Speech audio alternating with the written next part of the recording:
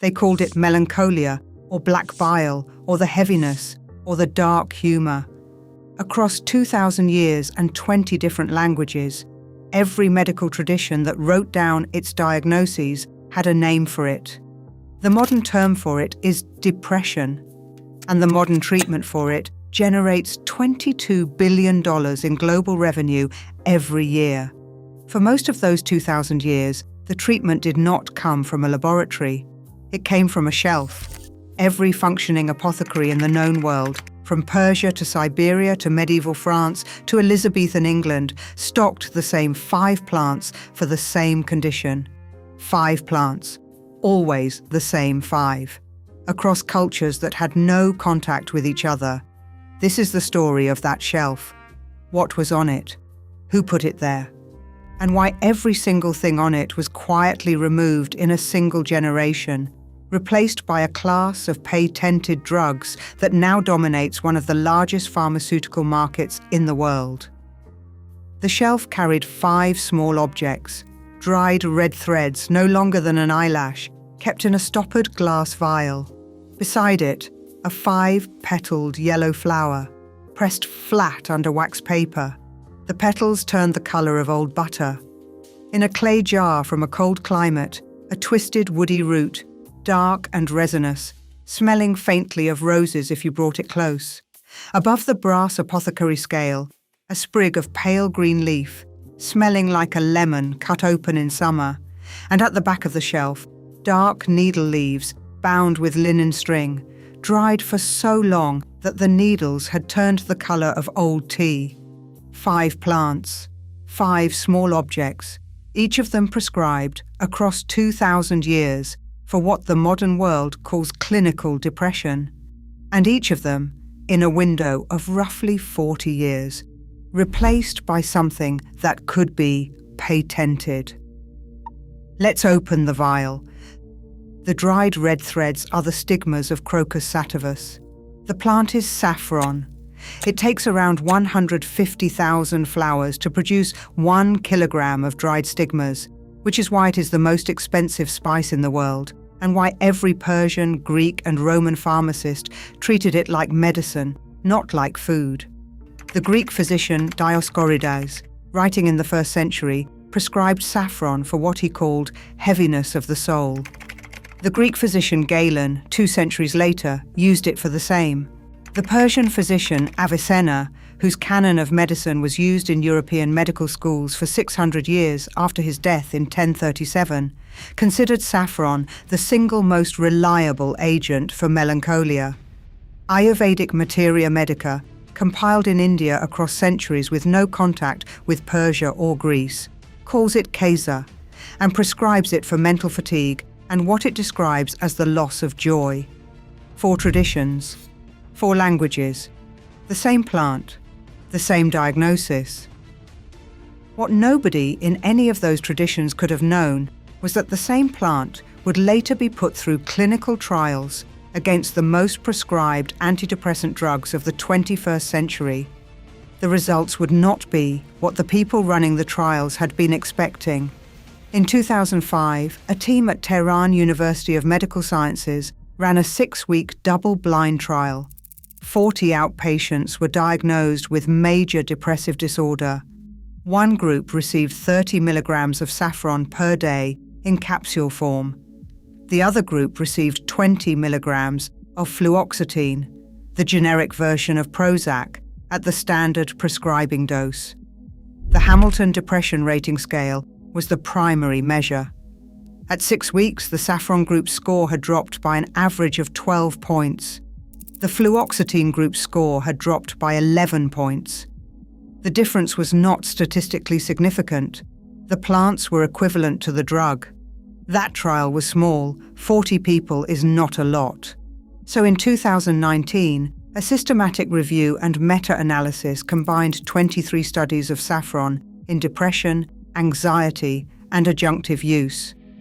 The conclusion was that saffron produced a large positive effect size against placebo and was statistically equivalent to standard antidepressants for mild to moderate depression. That's not a typo, by the way. 23 studies, statistical equivalents to the drug that earned its manufacturer over $22 billion in lifetime sales. Saffron costs more by weight than gold, but the dose for the trial was 30 milligrams a day, which is a small pinch. The annual cost of the trial dose is somewhere between $30 and $50. The annual cost of branded selective serotonin reuptake inhibitors before the patents expired was several $1,000s. And the manufacturer of saffron is a farmer in Khorasan province, not a pharmaceutical company with a sales force. You can guess which one your doctor learned about in medical school. Next on the shelf is the yellow 5-petaled flower. Hippocrates prescribed it. Pliny the Elder wrote about it. The Roman army surgeon Dioscorides recommended it for nervous afflictions. Medieval European monasteries grew it in walled gardens. Anglo Saxon herbalists infused it in oil and used it for what they called the heart sickness. Germans used it so heavily that by the early 20th century, it was the most prescribed agent for low mood in Central Europe. The plant is Hypericum perforatum, St. John's wort. In 2008, the Cochrane collaboration published a systematic review of 29 trials comparing St. John's wort to placebo and to standard antidepressants for major depression. The conclusion was unusually direct for Cochrane. The plant was superior to placebo and clinically equivalent to standard antidepressants, with significantly fewer side effects. That review was widely read inside the German and Swiss medical community, where St. John's wort is still prescribed by physicians today. It was less widely read inside the American medical community, which had received, between 2000 and 2002, a series of FDA warning letters about drug interactions involving St. John's wort and certain prescription medications. The interactions are real. They involve a liver enzyme system that the plant upregulates. The mechanism is well documented. Most people never heard the second half of that story, though. The interactions were used as the basis for warning patients away from the plant entirely, while drugs with substantially worse interaction profiles remained on the formulary. Read that again if you like. The plant with the better safety profile got the warning. The drugs with the more dangerous interactions kept the market. If you're finding this useful, subscribe to the Apothecary Vault. The shelves are being rebuilt, one plant at a time. Hit the bell so the next upload arrives. By the early 2000s, the Western market for St. John's wort had collapsed. By 2010, most American consumers had never heard of it. The German market never moved. The Germans still prescribe it. The third object on the shelf is the twisted, woody root from a cold climate. The plant is Rhodiola rosea. Some call it golden root or Arctic root or rose root. It grows at high altitude in Siberia, Scandinavia, and the mountains of Central Asia. Siberian herders chewed the dried root before long winter journeys. The Norse and Icelandic sagas mention it. The traditional medicine of mountain Tibet uses it. The Soviet military took an interest in rhodiola in the late 1940s. Soviet pharmacology was, at that time, building an entire field around what it called adaptogens, meaning agents that helped the body resist stress without sedating it or stimulating it. Most of the Soviet research on rhodiola was classified until the 1990s. When the archives opened, what came out was decades of clinical work on cosmonaut performance, soldier endurance, and what the researchers called asthenic depressive states. In 2015, the journal Phytomedicine published a comparison trial of rhodiola extract against sertraline, the most prescribed selective serotonin reuptake inhibitor in the United States for mild to moderate depression. The rhodiola group showed a smaller absolute effect than the sertraline group, but the rhodiola group also reported only a fraction of the side effects. The authors concluded that rhodiola produced a more favorable risk-to-benefit ratio for that severity of depression. That trial did not get a press release. The same decision in the boardroom of a pharmaceutical company would have been called favorable comparator efficacy with superior tolerability. It would have been printed on a billboard. The plant got a footnote in a German journal. There's a pattern here. The pattern is the same shape for all 5 plants. Strong tradition, modern clinical validation, quiet shelving. The 4th object is the sprig of pale green leaf that smelled like a lemon. The plant is Melissa officinalis, lemon balm. Greek Theophrastus described it in the 4th century BC. Roman Pliny wrote that it lifted the spirit. The Persian physician Avicenna prescribed it for what he called the affliction of the heart. The Carmelite nuns of 17th century France distilled it into a famous tonic called Eau de Mélisse des Carmes, which was sold across Europe for 300 years as a remedy for anxiety, low mood, and what the labels described as vapours. In 2014, an Australian research group published a trial in the journal Nutrients on lemon balm extract for mild to moderate anxiety associated with mood disturbance. The mechanism, as best modern research can identify it, involves the inhibition of an enzyme that breaks down GABA in the brain. GABA is the primary calming neurotransmitter. The pharmaceutical class that targets this enzyme is worth billions. Lemon balm grows on roadsides. A specific detail from the older record. The Carmelite tonic was so popular in the 18th century in Paris that it was banned briefly during the French Revolution as a symbol of the church, then reinstated by Napoleon, who reportedly carried a small bottle with him. That bottle is now in a museum in Paris. The tonic itself is still made by a French distillery in roughly the same formula and is sold mostly to people who do not know what it is. The 5th object is at the back of the shelf. Dark needle leaves bound with linen string. The plant is Rosmarinus officinalis. Rosemary. The Greeks placed it on graves. The Romans wove it into wedding crowns.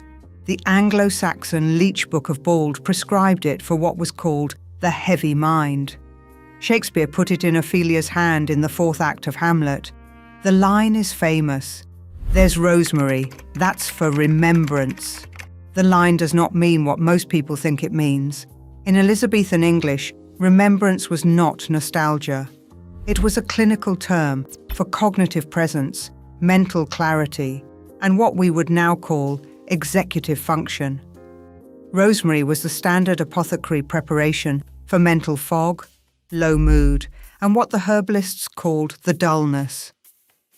In 2018, a research group at Tehran University ran a trial on dried rosemary leaf powder versus fluoxetine in 168 young adults with depressive symptoms. 8 weeks. Standard psychiatric scales. The rosemary group's improvement was statistically equivalent to the fluoxetine group's. The mechanism, as far as the researchers could identify it, involves rosmarinic acid, acting on the same neurotransmitter systems that SSRI medications target, plus an antioxidant effect on hippocampal tissue. The plant grows on Mediterranean hillsides and in any kitchen window. It costs essentially nothing now. The honest part. None of these trials are large enough to be definitive on their own. The largest of them involves a few hundred people. Modern psychiatric drugs have been studied in tens of thousands. The plants have not. That is not because the plants do not work. It is because nobody in the pharmaceutical industry will pay for a $50 million Phase 3 trial on a plant that cannot be patented at the end of it. That last sentence is the entire economic story of this video. Modern depression medication is a $22 billion global market. SSRI medications alone account for approximately 38.5% of that. Sertraline and escitalopram, 2 specific SSRI medications, accounted for more than 60% of all antidepressant prescriptions in the United States in 2024. The companies that develop these drugs earned their initial returns under patent protection, then continued earning at generic prices through brand recognition, prescribing habit, and the absence of a credible alternative on the shelf. There is no path to recovering a $50 million trial cost from saffron. There is no patent at the end of it. The same is true for St. John's wort, for rhodiola, for lemon balm, and for rosemary. The economics of pharmaceutical research is built around recouping research costs through monopoly pricing during a patent window. A plant that has been growing for 10,000 years has no monopoly window, so the trial never happens. And without the trial, the prescribing guidelines never include the plant. And without the prescribing guidelines, the medical schools never teach it. And without the medical schools teaching it, the next generation of physicians does not know it was ever on the shelf. It is not a conspiracy. It is just a market. The market does what markets do, which is to allocate resources toward the things that can be sold at margin, and away from things that cannot. The plants lost, not because they did not work, because they could not be owned. What survives, survives in pieces. Saffron is in a kitchen cabinet next to the rice. Rosemary is on the windowsill or in the spice rack. Lemon balm is on the side of the road in most temperate climates. St. John's wort is in a health food store next to vitamins, classified as a supplement so that nobody has to call it a medicine. Rhodiola is sold to people who go to the gym, marketed for energy, with no mention of the 70 years of Soviet research that established what it actually does. The shelf still exists. It is just scattered. Subscribe to the Apothecary Vault. The shelves are being rebuilt one plant at a time. Hit the bell so the next upload arrives in your feed. Share this with someone in your family who has been on an antidepressant prescription for years, who has never been told what was on the shelf before. This is not to replace what they are taking. They should not change anything without talking to their physician, but they deserve to know what the shelf used to look like. The plants are still there. Now you know where to look.